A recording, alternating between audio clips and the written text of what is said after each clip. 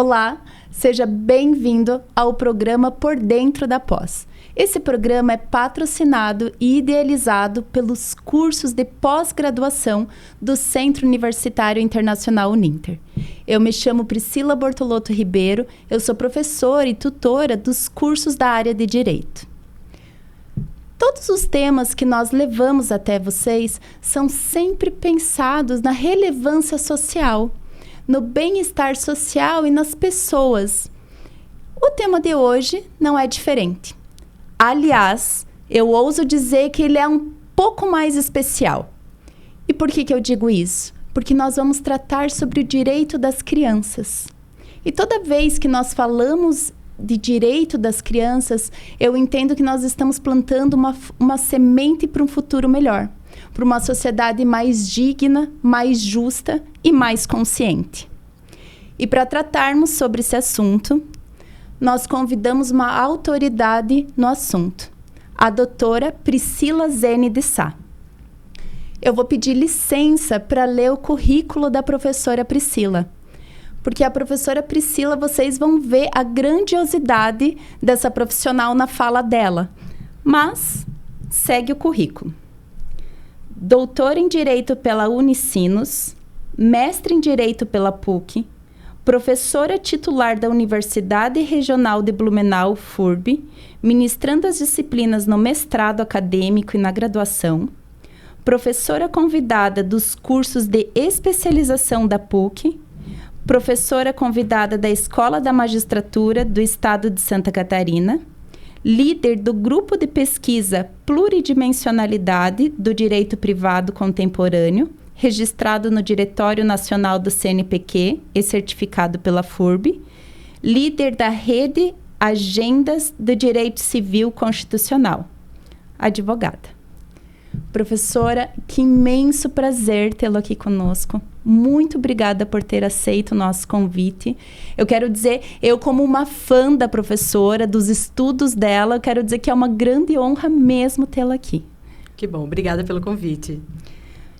Professora, mas vamos falar então sobre esse...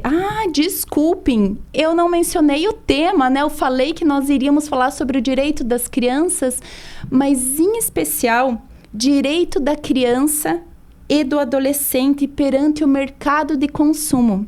Esse é o nosso tema. Professora, então vamos falar por que é tão importante falarmos sobre o direito da criança nas relações de consumo.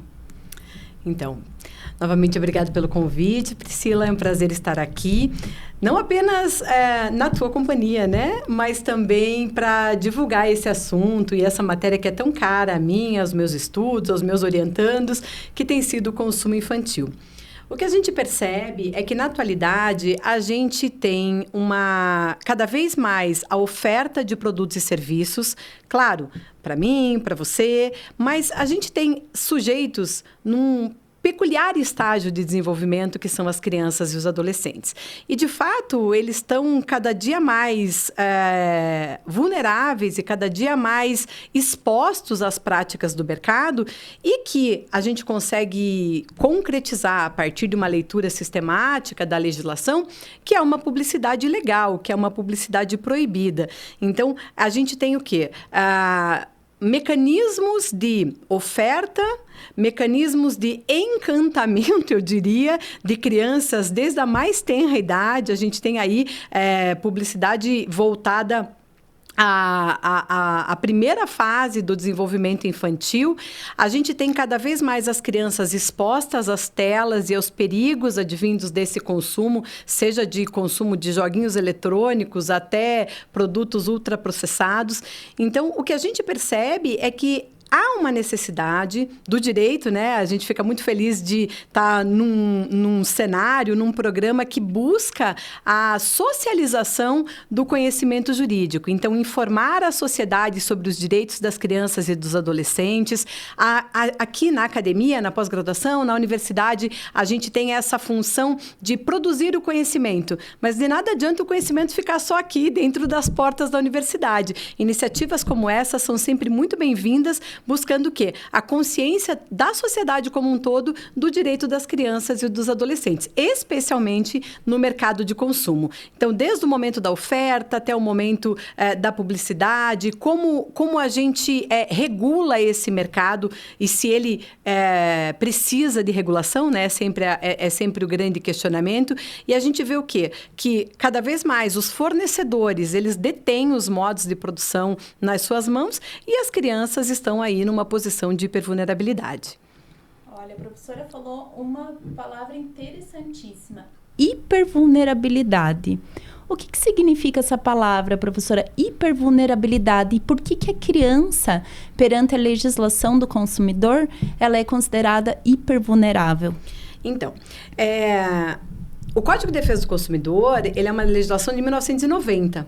Mas o que a gente percebe é que ele é uma legislação muito avançada para o seu tempo. Ele regula algumas situações que a gente consegue aplicar até os dias de hoje com uma facilidade imensa, sendo que ele foi pensado lá na década de 90, né? Então, o que a gente tem? A gente tem no Código de Defesa do Consumidor um princípio, que é o seu princípio basilar, que é o princípio da vulnerabilidade. Todos nós, pelo simples fato de sermos consumidores, somos vulneráveis. Significa o quê? Que nós somos a parte mais frágil da relação de consumo, a parte mais frágil da relação comercial. Ou seja, os fornecedores, ou seja, aqueles que detêm os modos de produção, que colocam produtos todos os dias no mercado de consumo, que hoje em dia, né, Priscila, eles criam necessidades de consumo. Eles não só fabricam, eles criam necessidades de consumo.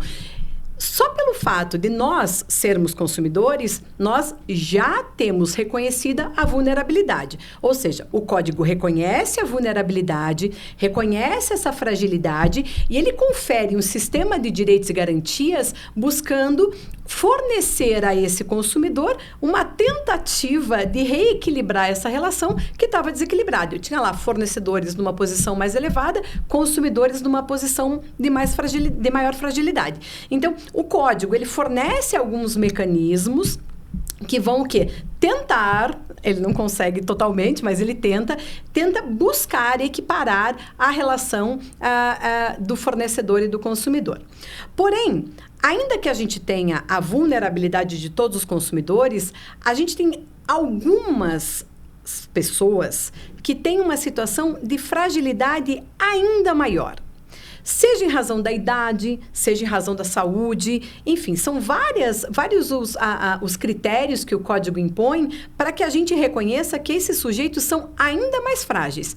Pegando a idade, por exemplo, a gente teria nas duas pontas alguém mais frágil que todos nós, idosos e crianças. Então, sem banalizar o conceito da hipervulnerabilidade, que é um problema também, daí todo mundo é hipervulnerável, não. A gente tem algumas categorias, e aí aqui a gente está tratando da idade, que lá na tenridade ou lá na terceira idade, acabam, de fato, tendo uma maior fragilidade ainda. O que acontece? Uma fragilidade ainda maior impõe uma proteção ainda maior. E aí, a gente junta isso, e aí a gente foca aqui, claro, na preocupação da criança, a gente junta isso com o dever constitucional imposto lá no artigo 227, que é a proteção integral da criança e do adolescente. Então, eles são um sujeito em situação de peculiar desenvolvimento.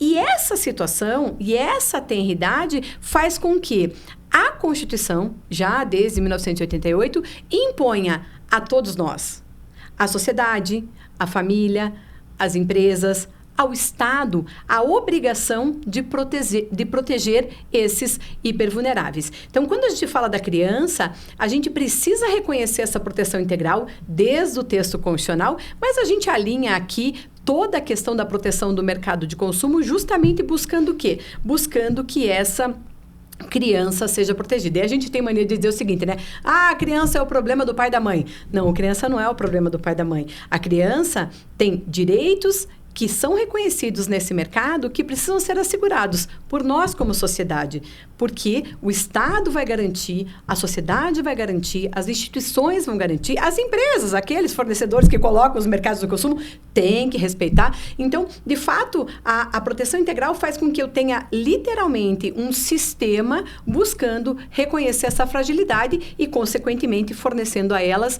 vários direitos que, sim, elevam ela a uma categoria especial. É uma responsabilidade social, né, professora? Além da responsabilidade. E o que eu vejo, assim, eu como mãe, né, eu tenho um menino de 3 anos e eu fico horrorizada, para falar bem a verdade, assim, quando eu olho, eu falo assim, não dá para deixar assistir TV, não dá. Porque a criança, o que eu vejo, né, a criança é uma folha em branco.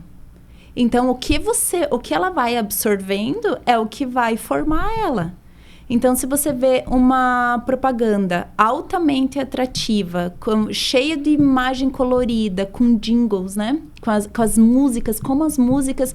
Esses dias eu estava até... Eu gosto muito de assistir podcast, de informações, e eu estava ouvindo um músico falar da importância dos jingles e como isso influencia as mensagens subliminares que tem nos jingles para os adultos.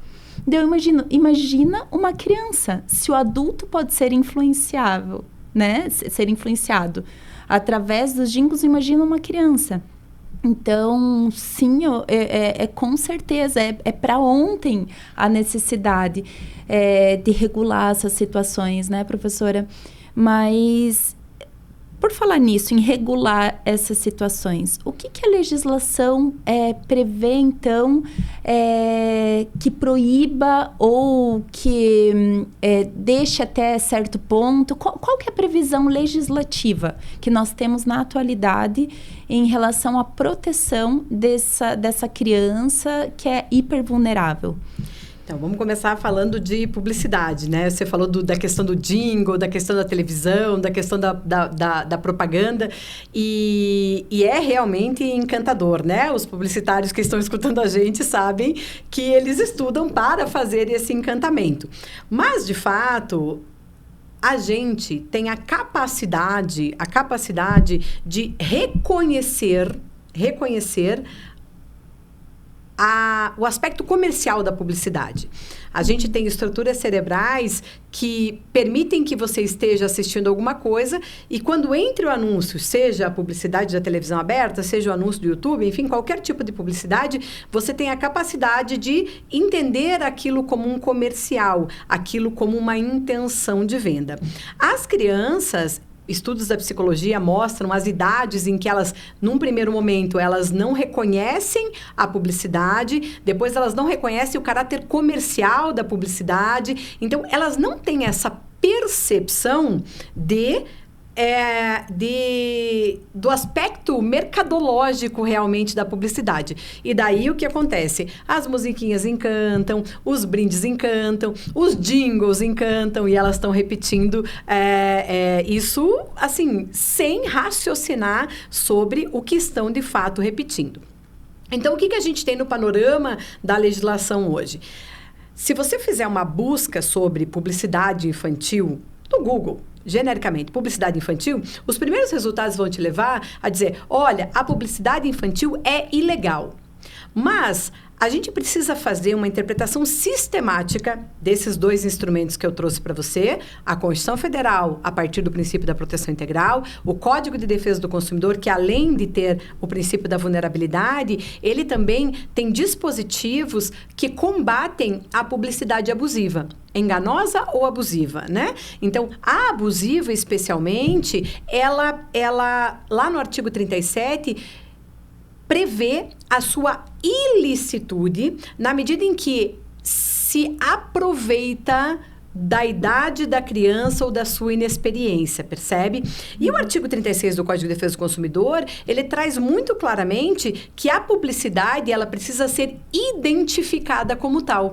E aí você traz um conceito essencial que é a publicidade subliminar, né? E aquela publicidade que é feita sem você nem perceber que ela, de fato, ela é uma publicidade. Aquela publicidade que é feita por meio de várias estratégias, inserindo aquele produto produto ou aquele serviço num determinado contexto para incentivar o consumo, né? Então, o que a gente percebe é que esses dois instrumentos legislativos principais, eles de fato proíbem a publicidade, tendo em vista o melhor interesse da criança. Mas não é só isso, né? A gente tem resoluções do CONANDA que trabalham com a ilicitude da publicidade dirigida ao público infantil. A gente tem uma declaração internacional dos direitos da criança e adolescente que também reconhecem essa situação de fragilidade e, consequentemente, trazem uma proteção elevada e condenam a publicidade para o público infantil.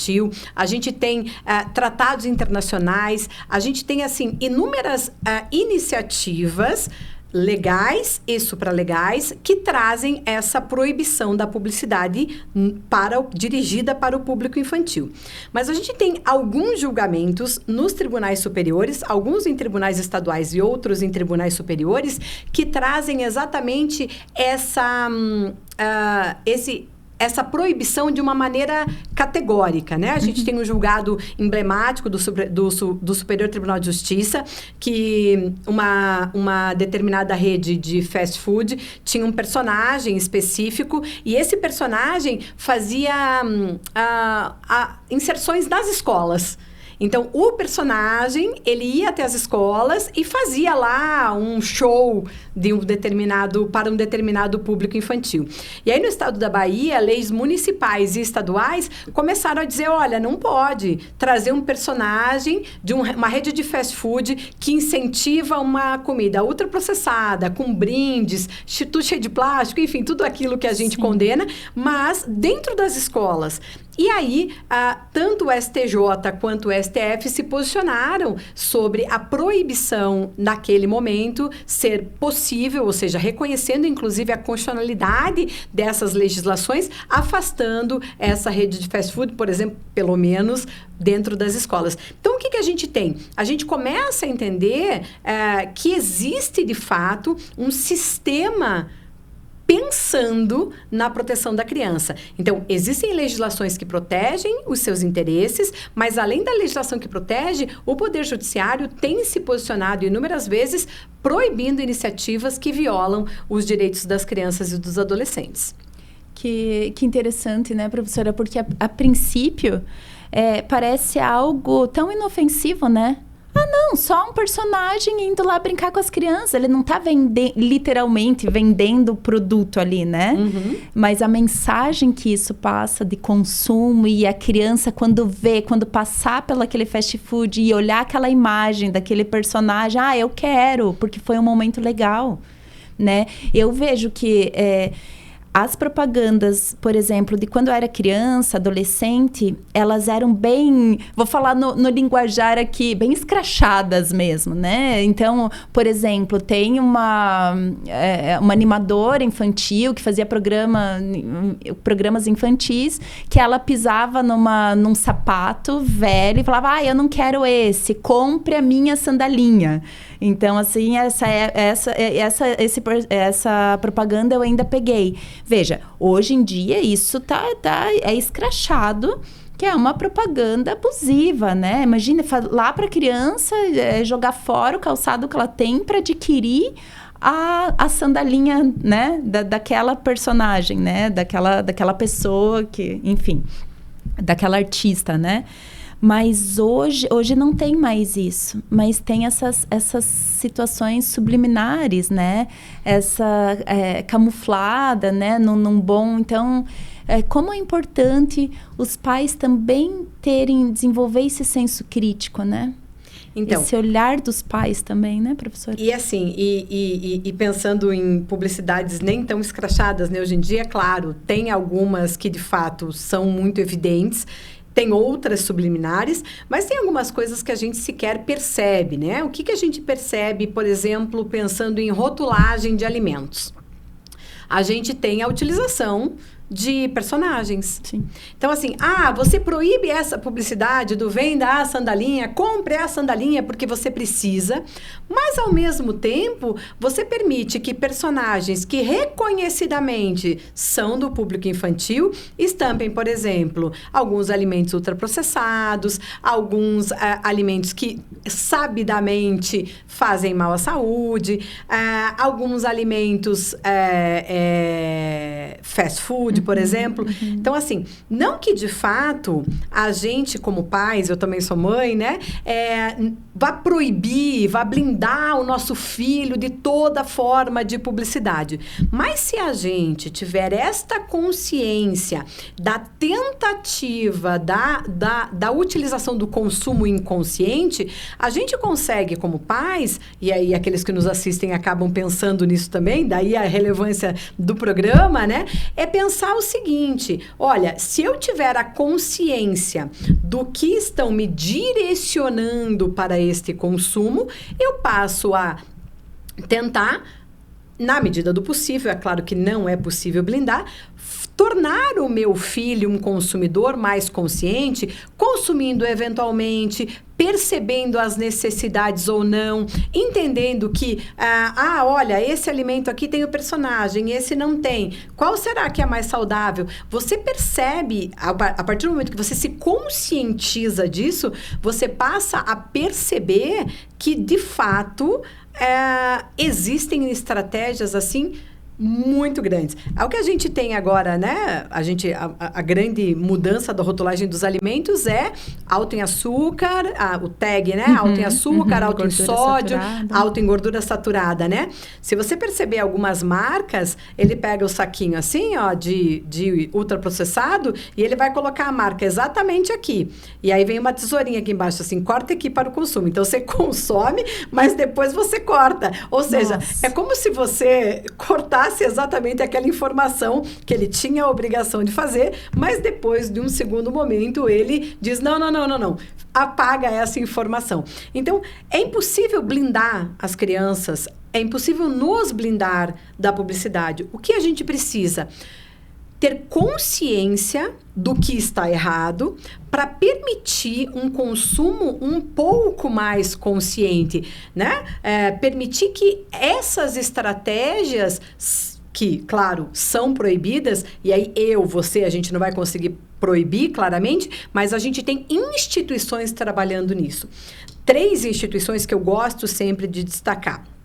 O Instituto Alana, que tem toda uma vocação da proteção da criança, tem um programa específico, um braço do Instituto Alana, que chama Criança e Consumo, que tem se preocupado com a formalização de convênios, com a conscientização da sociedade, com congressos, com palestras, com iniciativas diuturnas de conscientização contra o consumo infantil. Então, gosto bastante da iniciativa do Instituto Alana, que busca exatamente a conscientização sobre o consumo consciente e a proibição expressa, claro, de publicidade, assim, falando especificamente em publicidade, porque aí talvez eu e você não temos essa força toda, mas instituições do terceiro setor acabam assumindo esse papel. O IDEC também é um outro instituto de defesa do consumidor que tem atuado muito pontualmente. Você falou de criança, né? Você tem um filho de 3 anos. A gente tem problemas seríssimos na rotulagem de fórmula infantil. A gente tem uma legislação no Brasil que proíbe publicidade de fórmula infantil. Até por políticas públicas voltadas a quê? O incentivo do aleitamento materno. Só que as grandes marcas, e aí 3 grandes players do mercado, utilizam embalagens, Priscila, é um negócio assim, depois que você sabe disso, você vai ao mercado, eu digo para os meus alunos da graduação, eles começa vão escutar. A ver tudo. Eu digo assim, depois que você tem aula de direito do consumidor, você nunca volta ao mercado do mesmo jeito, né? Ao mercado, à farmácia, você volta e se diz, não é possível. E essa é a minha tentativa, é de buscar uma informação para todos. E aí, a questão da fórmula. Eles fazem uma rotulagem da lata. Uma é fórmula e outro é composto lácteo. E aí, o composto lácteo, que é cheio de conservante, cheio de assim, açúcar também, né? Aquela açúcar, ele tem um nome técnico, tem vários nomes que você nunca sonha que é açúcar. E eles colocam açúcar. Então, aí eles colocam a rotulagem e a rotulagem é muito parecida. Assim, ó, para não dizer que é idêntica, o nome é diferente. O IDEC, o ano passado, numa iniciativa, numa ação civil pública, conseguiu, de fato, que esses, pelo menos 3 grandes fornecedores de fórmula infantil tivessem responsabilidade a partir dessa rotulagem inadequada. Então, vejam, olha o que chega, né? A publicidade e a questão da rotulagem dos alimentos. Essa questão da fórmula infantil é, assim, gritante. Isso acontece com leite em pó, isso acontece com vários alimentos que eles... já que é proibido fazer de vou fazer um muito próximo, e aí você tem... E aí, o que acontece? A grande massa da população vai ao mercado, vai à farmácia, escolhe o quê? Escolhe preço. Sim. Escolhe preço. E aí ele está vendendo, literalmente, gado por lebre, né? E está incentivando o consumo de algo que faz mal para o seu bebê. E você nem imagina que isso está acontecendo. Então, é, de fato, assustador. Você terá ciência de como isso acontece dentro do mercado. Professora, que assunto interessantíssimo. Após o intervalo, então, eu vou te contar a minha experiência sobre essa situação. Pessoal, nos vemos daqui a pouquinho. Até já.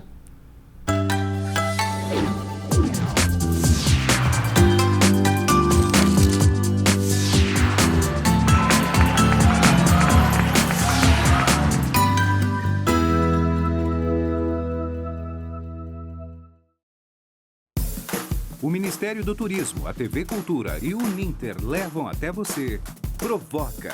Ainda bem. Metrópolis. Linhas Cruzadas. Estação Livre. Matéria de capa. Senhor Brasil. Repórter Eco. Opinião. Planeta Terra. E Quintal da Cultura. É muito legal. Aqui tem dramaturgia,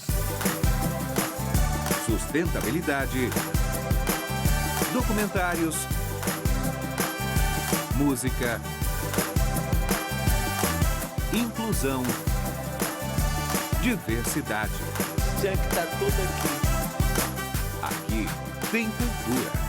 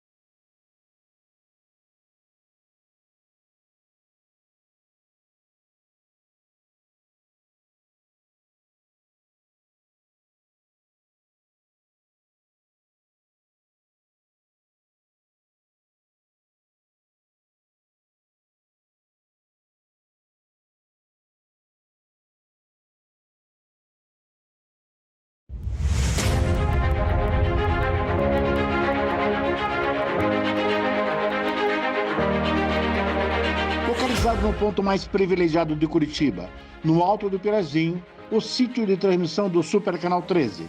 13.1 TV Cultura, uma das emissoras mais admiradas e premiadas no Brasil e no exterior, com mais de 400 prêmios. Com seu conteúdo rico, diversificado e plural, combinando informação de qualidade, opinião e entretenimento com diversão e conhecimento para todas as idades. Aqui você tem cultura. 13.2 TV Profissão, ensino e aprendizagem é a televisão caminhando de mãos dadas com a educação, contribuindo na formação dos cidadãos e no seu exercício da cidadania. 13.3 TV Euronews, um canal voltado para a realidade local, com muito entretenimento e informação a todos os telespectadores da região metropolitana de Curitiba. 13.4 TV Fundação Wilson Picker, Enem para todos e uma diversificada programação, democratizando assim o acesso ao saber. E 13.5 Rádio Digital UHF, a primeira no Brasil. A multiprogramação do Super Canal atende a mais de 3,5 milhões de telespectadores em Curitiba e na região metropolitana, nas cidades de São José dos Pinhais, Piraquara, Colombo, Almirante Tamandaré, Bocaiúva do Sul, Campina Grande do Sul, Quatro Barras, Araucária, Fazenda Rio Grande, Campo Magro, Campo Largo, Contenda, Lapa, Balsa Nova e Itaperiçu. Essa excelente estrutura de transmissão permite uma ótima recepção em mais de 90% dos televisores da sua área de cobertura. No Super Canal 13, sua imagem pega bem.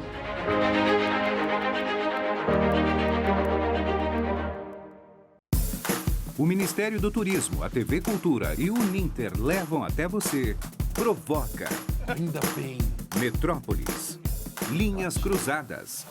Estação Livre. Matéria de capa. Senhor Brasil. Repórter Eco. Opinião. Planeta Terra. E Quintal da Cultura. É muito legal. Aqui tem dramaturgia,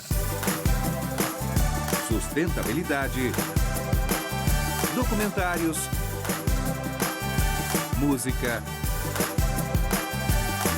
inclusão, diversidade. Tinha que estar tudo aqui.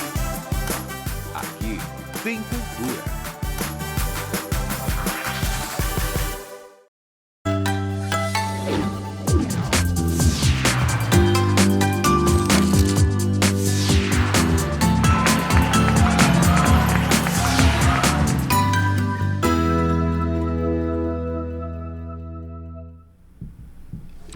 Voltamos ao segundo bloco do Por Dentro da Pós. Então, professora, eu prometi para o nosso público que eu ia contar a história, né, do composto lácteo. E realmente, eu caí nessa, professora. Olha só. E não porque eu não sabia. Eu sabia que tinha diferença, né, do composto lácteo para a fórmula infantil. Porém, como muda, a embalagem é exatamente a fonte, a cor, tudo. O que muda são 3 letras. 3 letras. Daí você imagina, eu com uma criança que chora a noite inteira, mãe com a casa bagunçada, trabalhando, aquela função. Eu peguei no mercado e levei na ideia de que era fórmula. Aí meu marido chega em casa e fala assim, não, você comprou composto lácteo para o menino? Então, olha só, às vezes, não basta ter consciência, você tem que estar vigilante, né? Exatamente. Então, isso é bem complicado. Exatamente. Professora, nós estávamos conversando nos bastidores sobre a questão da internet. Fale um pouquinho para os nossos telespectadores essa situação da vulnerabilidade, hipervulnerabilidade da criança e a internet. A situação se agrava bastante com a internet, né? Especialmente a partir da criação de perfis direcionados ao consumo infantil a partir da exposição das próprias crianças, né? O que a gente tem como histórico da publicidade? Antigamente, primeiro, a gente tinha a publicidade da televisão, como você mesmo disse. Quem estava assistindo a publicidade do comercial, da propaganda, no período da propaganda da TV aberta, era a TV aberta, era na sala, todo mundo junto, normalmente. Hoje em dia, o que a gente tem? O acesso às telas cada vez mais individualizado, né? A criança, ele está aqui no celular ou no tablet, ele está ali sozinho. Então, isso agrava ainda mais a sua vulnerabilidade. E no começo da internet, Priscila, chamavam a internet de praça pública. Hoje em dia, sabe do que eles têm chamado a internet? De shopping público. Porque o que a gente tem ali não é uma praça, não é um encontro. É uma forma de comercialização de produtos e serviços. Então, o que a gente tem? A gente tem pessoas estudando, fornecedores aprimorando as suas técnicas para quê? Ou para colocar um banner, ou para colocar uma publicidade subliminar, ou para colocar uma publicidade dentro de um personagem dentro de um brinquedo, de um alimento, enfim. A gente está falando aqui sobre a ponta do iceberg, né? Só que a gente tem uma outra estratégia, e essa talvez a subliminar mais grave que a gente tem, que é a utilização dos influencers mirins. Cada dia mais a gente vê perfis de crianças com autorização de seus pais, né? Isso é um outro problema do direito lá, que a gente vai estudar lá no oversharing, qual a responsabilidade dos pais em relação à imagem desse filho e à proteção de dados desse filho, né? Mas sem nem pensar na pessoa do digital influencer mirim. Eu tô pensando nele, influenciador mirim, colocando de uma forma absolutamente subliminar o consumo, a oferta de produtos e serviços para as nossas crianças. Então, o que a gente tem? A partir do momento em que eu te disse que lá estudos da psicologia entendem que na primeira infância as crianças sequer têm a compreensão da publicidade na hora da propaganda. Agora, você imagina dentro da rotina de alguém que ela está vendo, que ela se equivale como igual, que ela cria um padrão a partir, claro, de iniciativas, que não adianta colocar lá no Digital Influencer Mirim #publi. Por quê? Porque a criança nem sabe ler. Porque a criança vai ver o quê? A outra criança consumindo, criando um padrão de consumo muito exagerado, buscando a utilização inadequada de alguns brinquedos, produtos, serviços, maquiagens para mães de meninas, né? Eu tenho menino, no caso, mas a gente tem aí, recentemente, uma grande rede de maquiagens no Brasil reclamando que as meninas chegavam na loja e mexiam nos produtos experimentando. Por quê? O que a gente tem visto é um incentivo exagerado para o consumo, por exemplo, de produtos de beleza. Não apenas de alimentos, de brinquedos, de consumo excessivo de produtos destinados à criança. Então, a gente tem aí um problema de adultização da criança, uma erotização precoce, que a gente percebe muito mais as meninas, né, do que os meninos, mas acontece essa adultização também diante dos meninos, mas de uma forma, assim, inconsciente. Então, o que a gente tem? Os pais que não necessariamente estão vigilantes com aquela utilização equivocada das telas, uma utilização excessiva das telas e ainda a utilização de mecanismos muito, assim, sedutores. Sim. Sabe, professora, eu penso ter um filho, criar um filho é um ato de coragem hoje em dia, né? Porque você vê um meio que tá todo assim, digamos, todas as menininhas da escola vão maquiadas e você diz para tua filha, não, filha, você não precisa disso. Você é bonita assim, você, né, não é o foco agora. Então, vai correr o risco, né? Você tem que fortalecer aquela criança, aquele pré-adolescente de que tá tudo bem, de que não precisa disso, de que ele é além do que a maioria, né? Ele pode ir na direção contrária, né? Mas eles têm o efeito manada, né? Claro. Eles querem fazer o que todo mundo faz, eles querem consumir o que todo mundo consome. Então, a criação de personagens a partir de digital influencers adultos destinados ao público infantil, com linguagem adequada. Isso que a gente nem entrou no cenário dos jogos, a questão do estímulo à violência, que é um outro problema também. Então, como eu disse para você, se a gente daqui sai com, assim, apenas uma preocupação em começar a fiscalizar o acesso às telas, em começar a entender o que as crianças consomem, entender que as mídias sociais, as redes sociais, têm uma idade mínima que precisa ser respeitada para que as crianças tenham perfis e acesso à quantidade de oferta de produtos e serviços que são ofertados ali. E veja, as redes e as grandes Big Techs, elas dominam toda uma política de algoritmos para ler os dados, os nossos e os das crianças também. Então, a gente vai ter uma outra preocupação para o futuro, é atual já, porque a gente está preocupado com a pessoa, com a saúde, com a integridade, com a saúde mental e os dados das crianças. A gente, a partir do momento que propicia esse acesso, a gente também está alimentando um banco de dados para a retroalimentação de oferta de produtos e serviços no mercado. É assustador. É assustador, até porque daí fica naquela caixa sempre, né? Uhum. A criança não é sempre entrega aquele conteúdo de consumo, aquele conteúdo que não faz a criança. É assustador. E como é importante nós tratarmos sobre esse assunto, quanto mais levarmos esse assunto ao público, quanto mais criar essa consciência de consumo, porque eu falo, não tem problema consumir, ao contrário, nós temos que consumir, mas um consumo consciente, né? Um consumo, saber o que está consumindo, por que está consumindo, né, professora? E, bem, nós estamos chegando ao fim aqui, professora, assunto maravilhoso, inclusive, né, com uma professora maravilhosa, né, a nossa convidada, que se a professora quiser falar algo, deixar um recado, professora, fique à vontade, esse espaço é seu.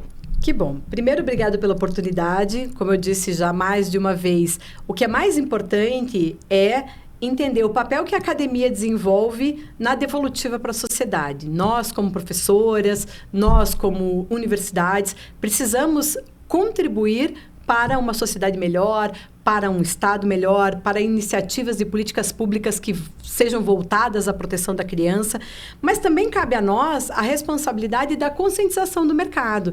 Então, a partir do momento em que os pais se tornam mais conscientes, a partir do momento em que os fornecedores precisam ser um pouco mais cuidadosos na colocação de produtos no mercado de consumo. E eu tenho acreditado muito nisso, sabe, Priscila? Na educação, na prevenção, porque depois que a coisa degringolar lá na frente, que a gente não tiver mais a possibilidade, responsabilizar, compensar. Que tipo de dano que a gente vai ter? Que tipo de sociedade a gente está criando para o futuro? Então, a minha ideia, e tenho trabalhado isso, tanto lá no mestrado, quanto na pós-graduação, quanto na própria graduação, é pensar exatamente na responsabilidade minha, sua, da universidade, da sociedade. O terceiro setor, disse para vocês, tem desenvolvido iniciativas muito legais para a conscientização do consumo e iniciativas como essa. A partir do momento em que a gente socializa esse tipo de conteúdo, cria uma sociedade mais consciente, cria pais mais exigentes em relação ao que se tem consumido, seja por eles próprios, seja pelas crianças e pelos adolescentes. A ideia é exatamente essa, de plantar uma sementinha e pensar de uma forma mais crítica que a gente, sim, que as crianças vão desenvolver um papel essencial num futuro muito próximo. Então, que a gente tem, assim, como pais e como sociedade, essa responsabilidade de criar um mundo melhor. Nossa, professora, é excelente. Eu não tenho palavras para agradecer todo esse conteúdo que a professora trouxe aqui de extrema relevância. Muito obrigada mesmo. Obrigada a você. Agradeço em nome dos nossos telespectadores. Inclusive, se você gostou desse conteúdo, compartilhe, porque a informação, a gente tem que democratizar o ensino, a informação, e que é tão importante e precisa, né, professora, nos dias atuais. E você também, que nos assiste, muito obrigada por chegar até aqui. Nos vemos no próximo programa Por Dentro da Pós. Até lá!